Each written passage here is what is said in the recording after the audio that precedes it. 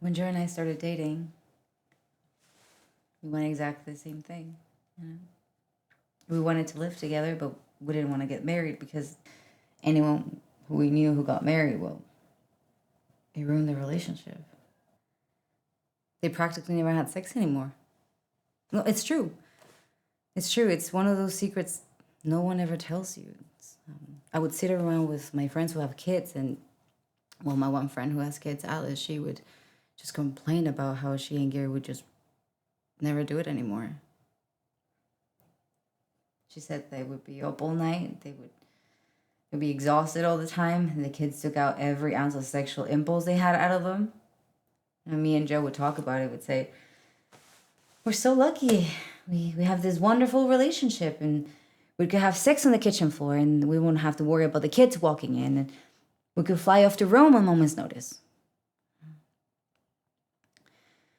And then one day, I was taking Alice's little girl for the day because I promised I would, and we're sitting in the cab, we're playing I Spy, you know?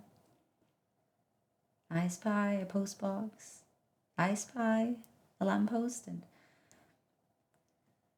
she looked out the window and she saw this man and this woman and these two little kids. And the man had one of the kids up on his shoulders. And she said,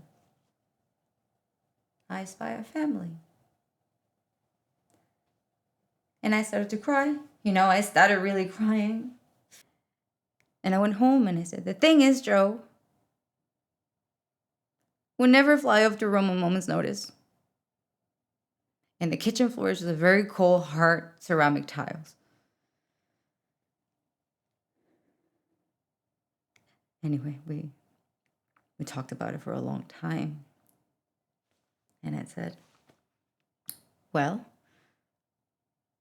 this is what I want." And he said, "Well, I don't."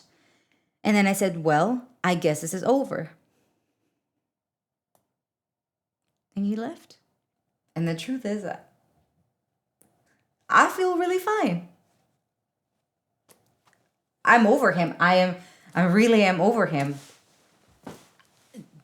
That was it for him, you know. That was the most that he could give. And